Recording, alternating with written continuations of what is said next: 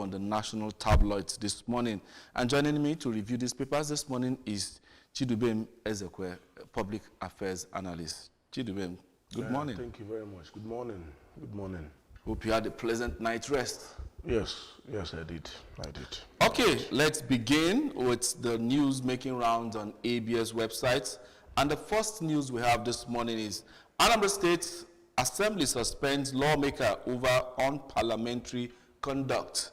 Also, we have here 1,000 persons benefit from Sechuari's Development Foundation free medical surgical outreach in Amici.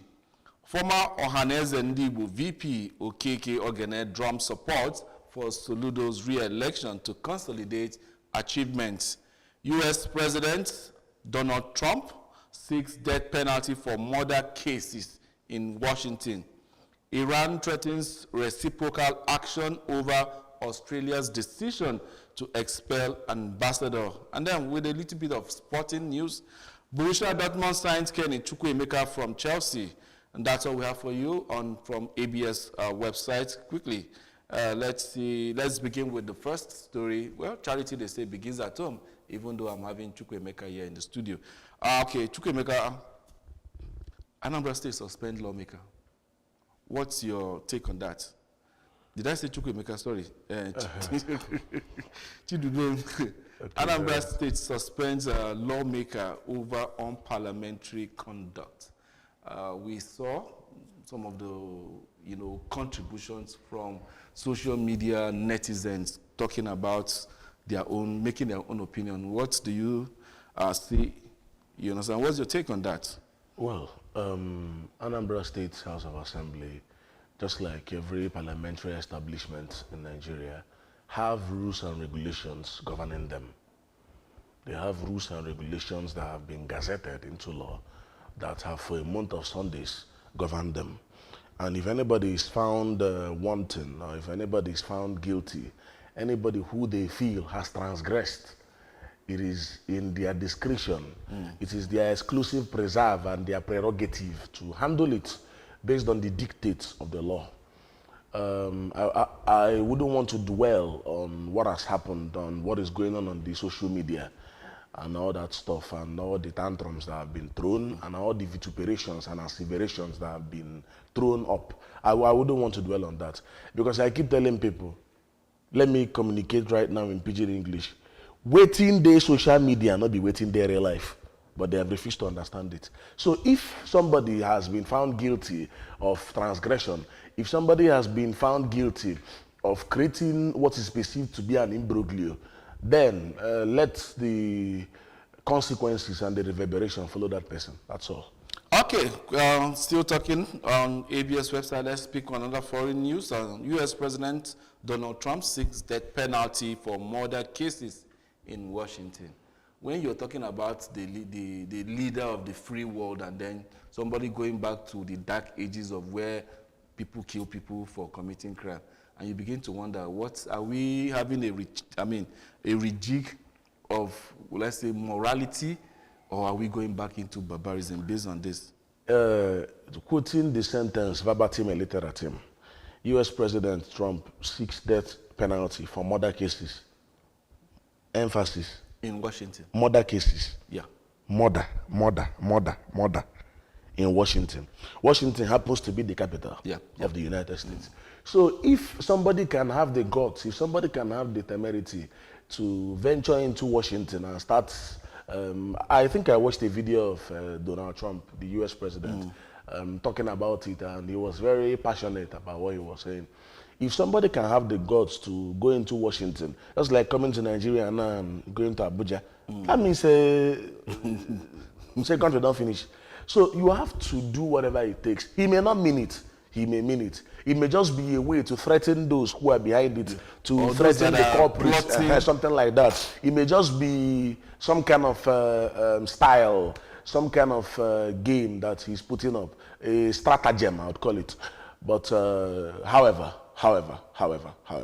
even the law sometimes sentences people responsible for murder, intentionally murder, not manslaughter, to death. So I see nothing wrong in that. Okay, quickly let's delve into the national dailies, and the paper we'll be starting with first is the Daily Times newspaper. And then the banner headline is screaming, NSA hands over 128 rescued kidnapped victims to Zamfara state government. That you can find on page 2.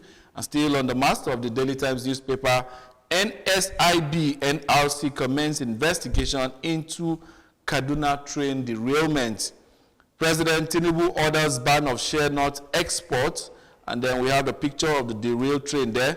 There's Abuja Kaduna train derailed. 5 arrested for raping minor in Bauchi. PDP reps lament hardship, asks Tinubu to wake up to tax. A defense minister engages Brazilian counterpart on security bilateral cooperation. And also we have here NGX projects $90 billion market opportunity as Nigeria-Brazil deepen investment ties. And we also have here NAMA boosts air safety with NCAA certified ATC stimulator. That's what we have for you on the front page of the Daily Times. Quickly, let's delve into the next paper before we begin to take 1 or 2 stories on those that we've already reviewed, we read out. Funds, Osun drags federal government to Supreme Court. That's the master of the Daily Sun newspaper. Challenges transfer of case to Abuja.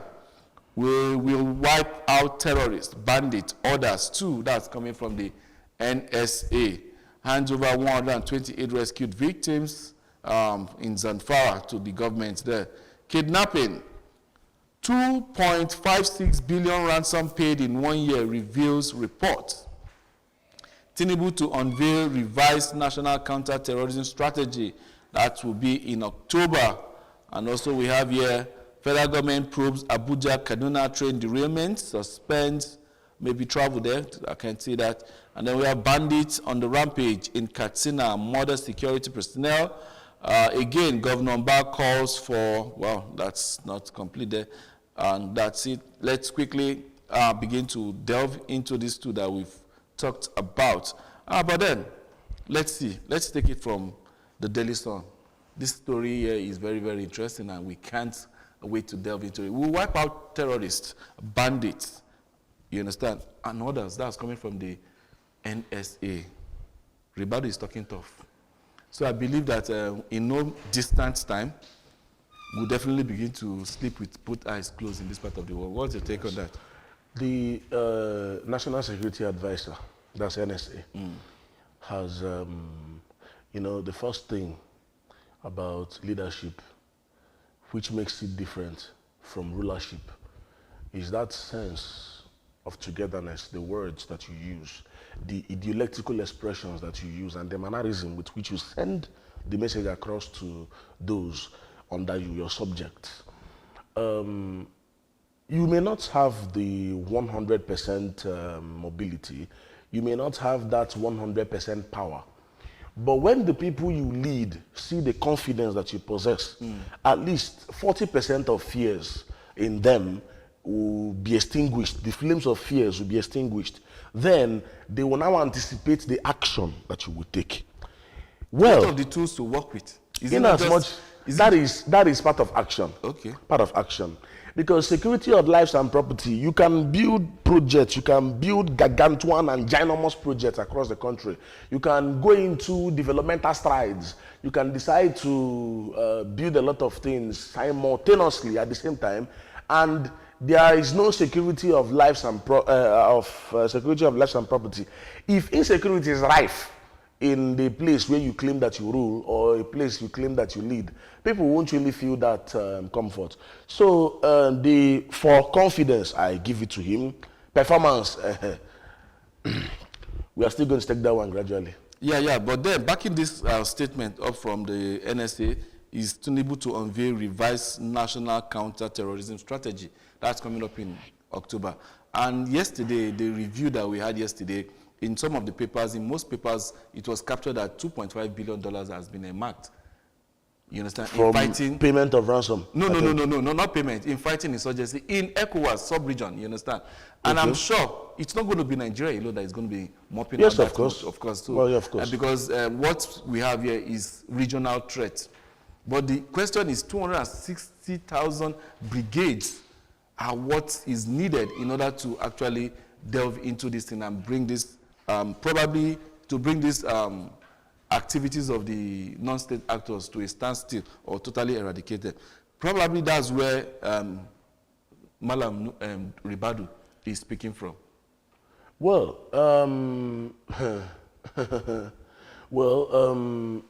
those things are actually nice when you hear them. When you hear the words, you know, people actually smile. But what an average Nigerian is looking for is solution. Sometimes we may over-anticipate the solution that we get blind to what the facts are actually.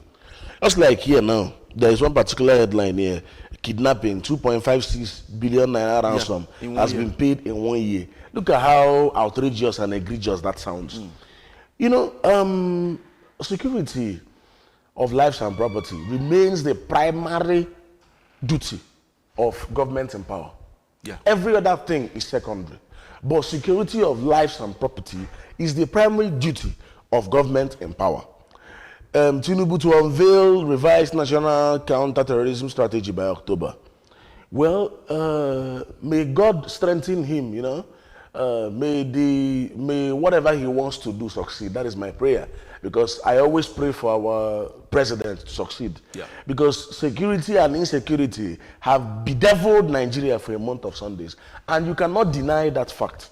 Over the years, it has been from one name to the other, from one group to the other, from one center to the other, from one citadel of crime and imbroglio and impasse to the other. And they keep changing their names. What is actually the foundatory goal of insecurity? What's brought about the inception of insecurity? The evil that we do, the evil that we supported yesterday, because it tended to, or because it tends to favor us, will come back to haunt us.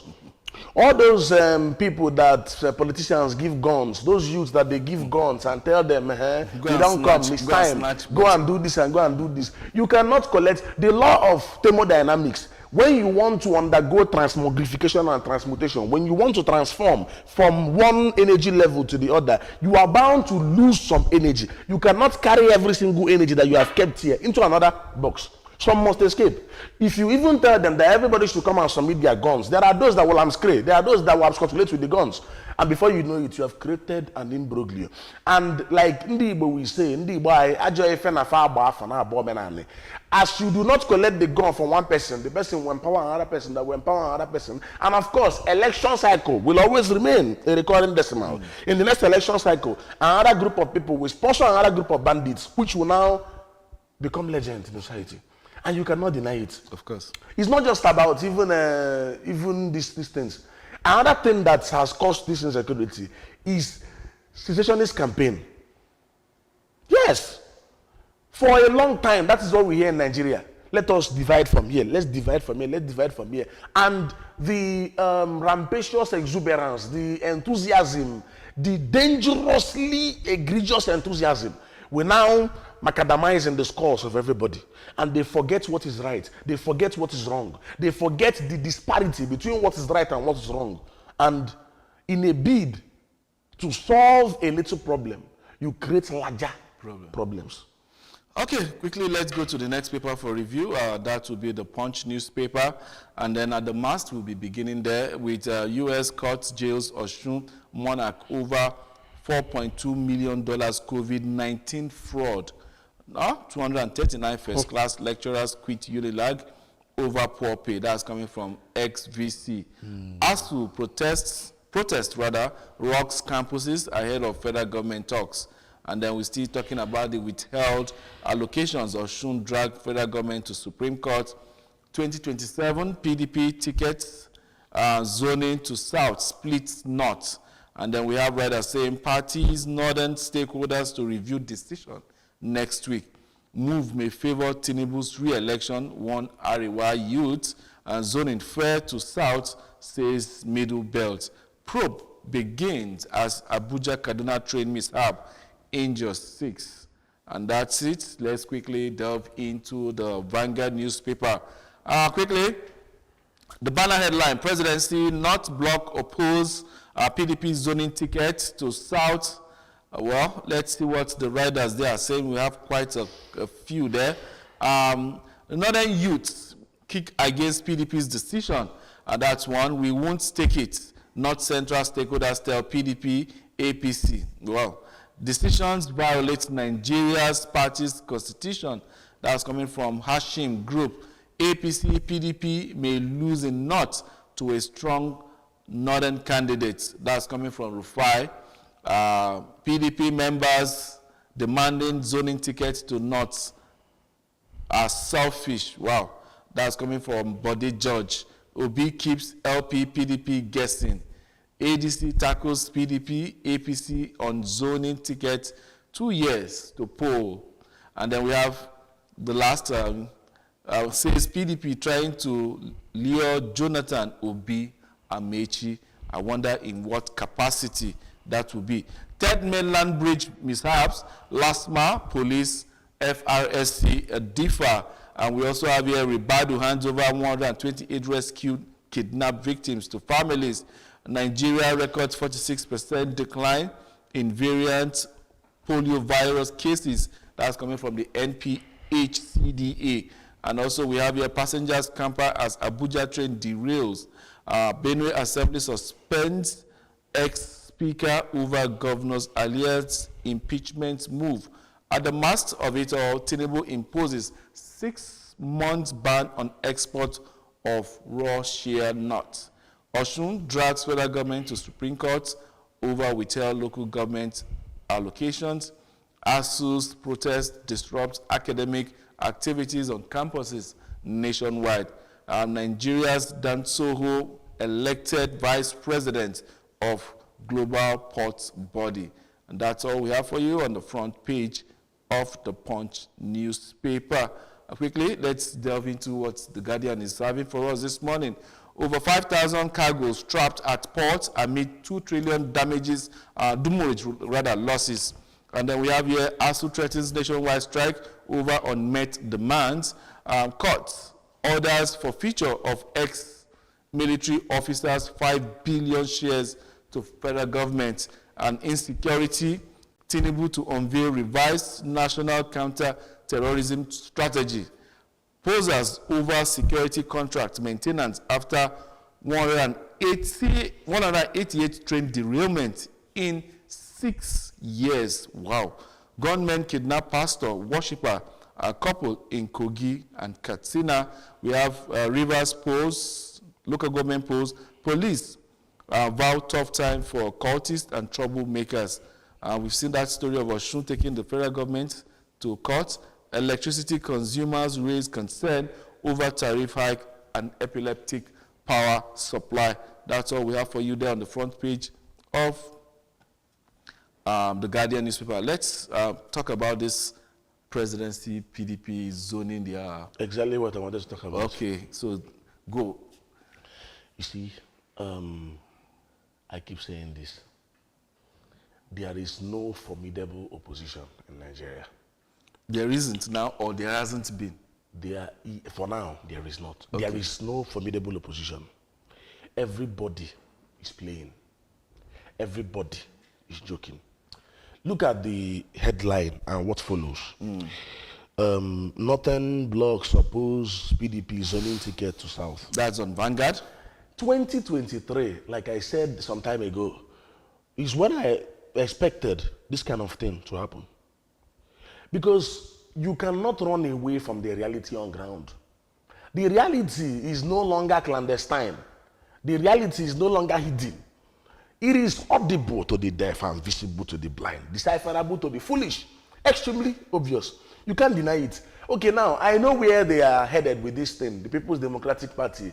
And of course, you know, if the October-November convention is not handled well, if it is not handled with tremendous dexterity, there is going to be an infraction, an implosion in the People's Democratic Party. That is where they are heading.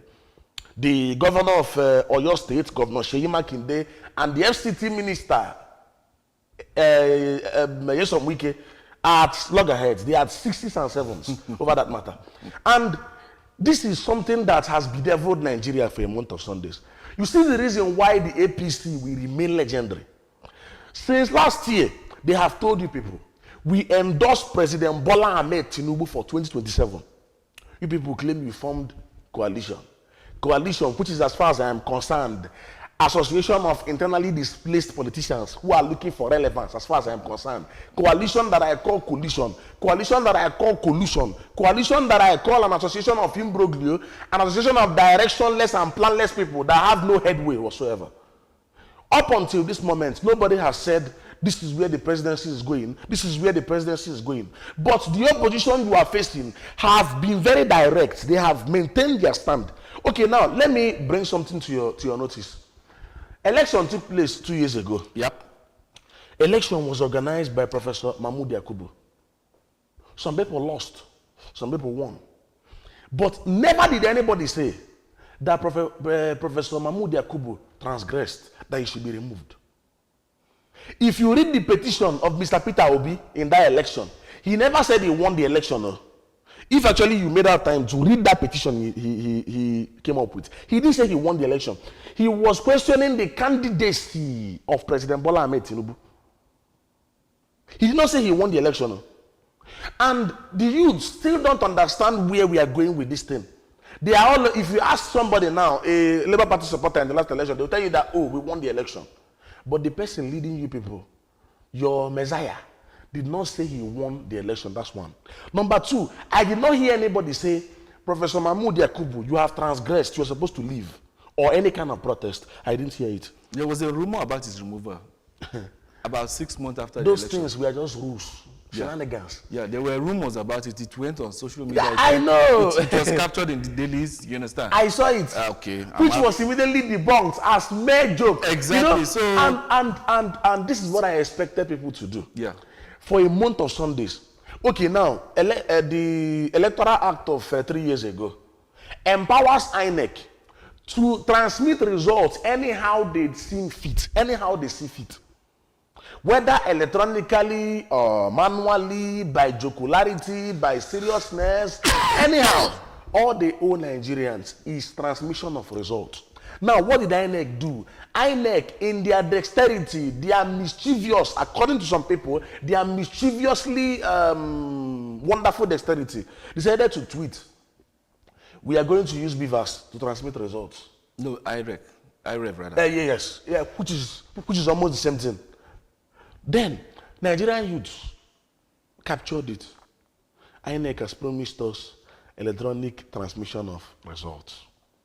And when I saw it, I told my friends, you know, that is what always makes me different. I try as much as possible to embrace reality. Even if I don't like reality, reality is defined as the way things are, which you may not like. And I told people, oh, INEC promised you. What does the law say? They say I'm talking nonsense. I should keep quiet. Okay. What happened on election day? INEC did what they did. As far as I am concerned, nobody has been able to prove to me that anything was rigged anywhere. It's just mere speculation. Okay, you went to court. Prove your case. The law says, tell us where you were rigged. Tell us how many votes you scored and how many votes was removed from your own, if at all there were any. Tell us how many votes the person who was declared winner scored and how many votes was added to his own. That's exactly how to prove the case.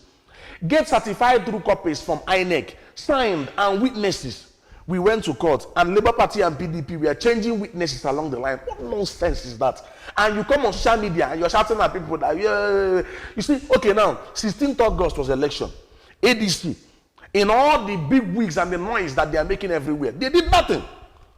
Look, in 2027, if they continue like this, President Tinubu will win before afternoon on that election day. If it took him 70% of his strength to win 2 years ago, it will take him only 10% of his strength to win in the next 2 years. Why? Because opposition is supposed to come together. They are supposed to galvanize themselves. What I see there are selfish people.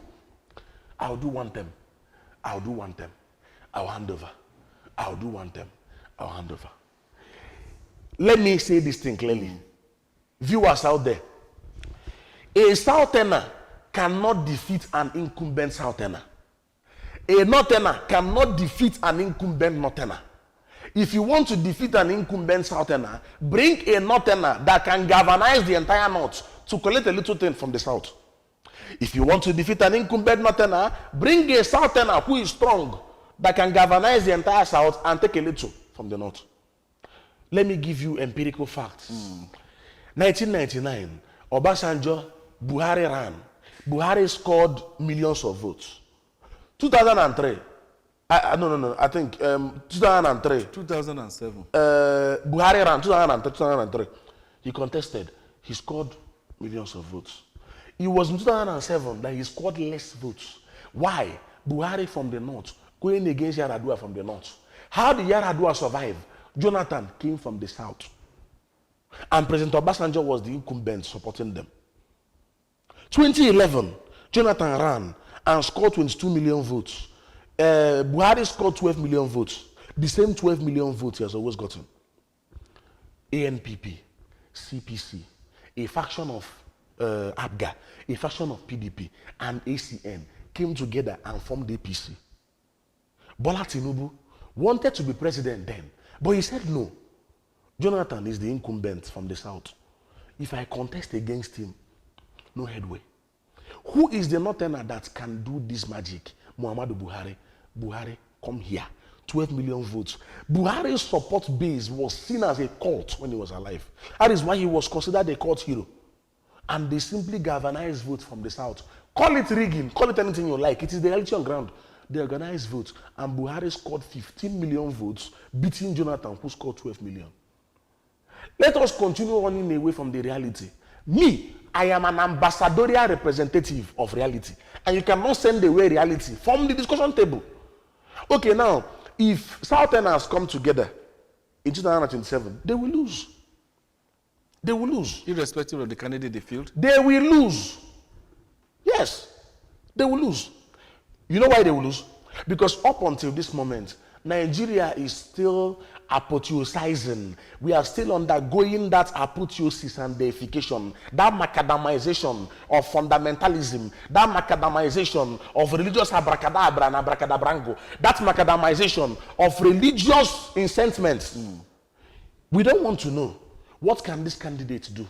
Oh, he's from the north. Oh, he's from the south. Okay, he's a Muslim. Oh, who is this? You know, madness is when you supported Mushood Kashimawo Alawale Abiola in 1993, who flew a Muslim ticket, and 30 years later, you are antagonizing Bola Tinubu for flying a Muslim ticket.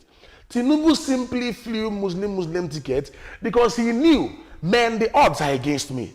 Naira redesignation, which turned into Naira confiscation, the impasse among the APC, the stratagems and shenanigans, the betrayal from people. That of the Naira came later because he had already fielded his VP before we had that issue with the Naira. But quickly, let's go to the next paper because of time. We'll still get back to this if there is more time. And the Nigerian Tribune is up next for a review this morning. And then we have ASU says patience with federal government runs thin as protests sweep campuses, threatens total strike after August 28 talks. Court orders 6 banks to furnish IGP with account details linked to Showore. And then we have here another court orders for feature of 5 billion naira in shares linked to ex-army general.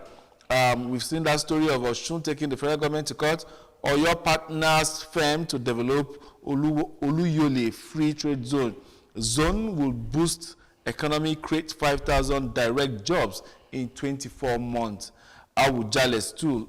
Ogun government constitute 11-member administrative body in Ijebu Ode. And then we have here health.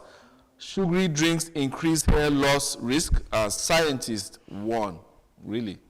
And then we have 7 injured as the train derailed in Kaduna. 618 people on board. NEMA leads rescue team. NSIB commences investigation.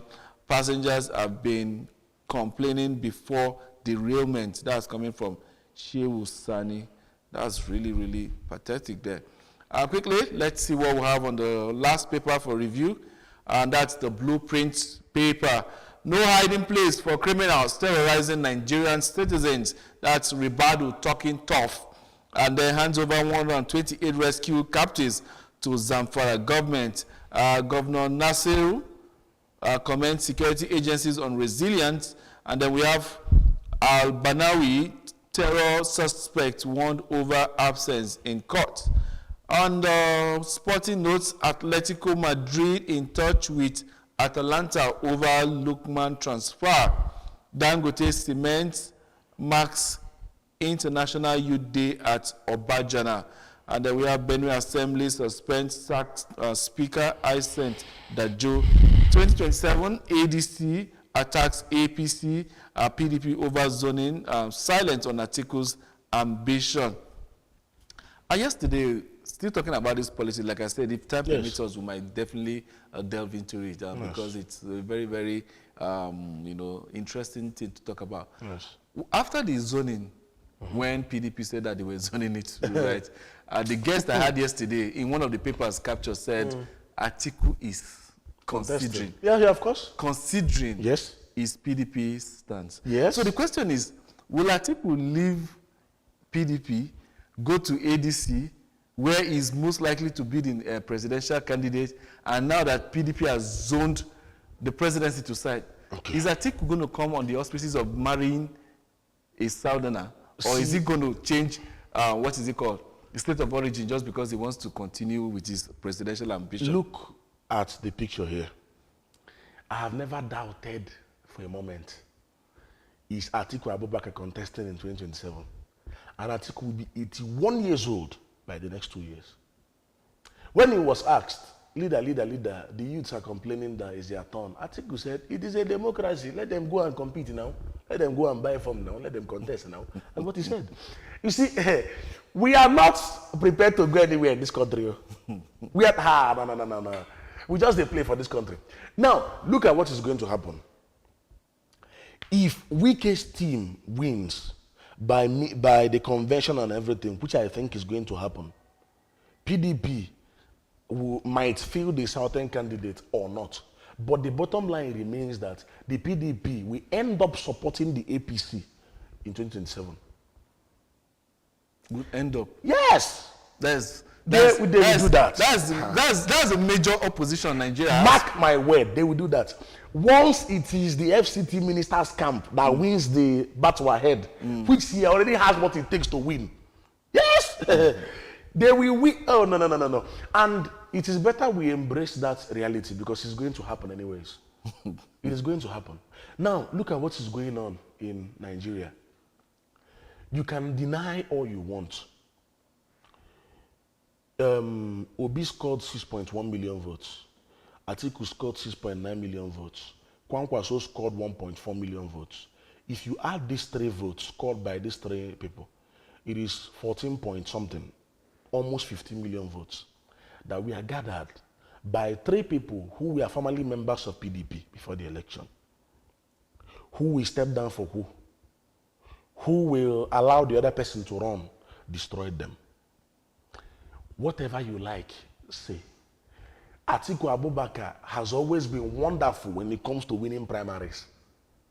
And I see Atiku clinching the ADC ticket because he's already out of PDP. With this zoning issue now, he said he might be considering coming back into PDP. I see... As captured by the dailies, not misquoting. I see Atiku taking the ticket. Muslim his way to collecting the ticket in there. ADC. Then, yes, on weekend we play the game in PDP. Tell everybody that we are contesting, we are this, we are this, we are that. Before the election, they will endorse APC. It is very unfortunate that 2023, when we were supposed to make these things obvious, when we were supposed to invigorate, when we were supposed to strengthen, when we were supposed to spearhead that campaign of excellence, we slumbered. And it will continue to haunt us till we have recovered from this phantasmagoria. I tell you the truth. And you see one thing that is very, very obvious.